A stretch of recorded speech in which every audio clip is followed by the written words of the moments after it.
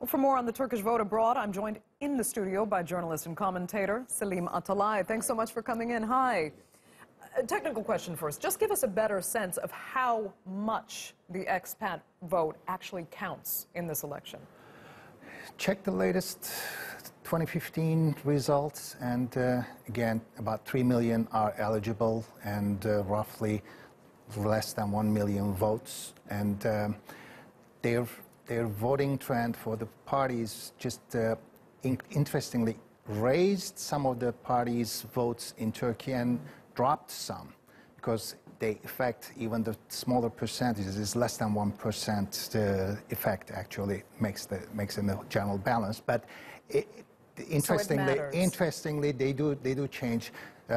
Rose the votes of AK Party and MHP, I think, and decline the others. So it was an interesting effect, although the numbers are small. Knowing this time that they are voting for the first time for a more empowered president, has that motivated more people to get to the polls?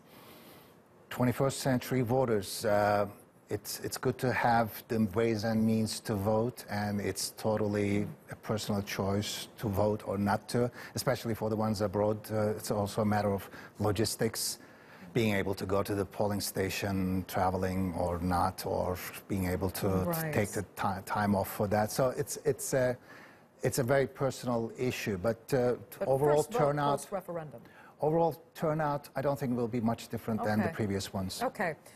Tell us, though, I mean, on a more personal level, how is the Turkish diaspora connected to Turkey? How close do they feel to their so-called homeland? Because so many of them, particularly those in Germany, have spent generations now abroad. Sure.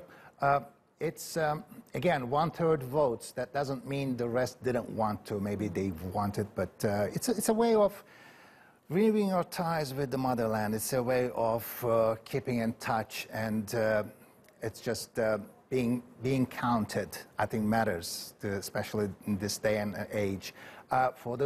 Not only in Germany, every Turk abroad just faces the pressure nowadays from the local host governments, because there's a very obvious pressure for them to assimilate. Right. And this is voting for the motherland and the local elections of the host country is integration.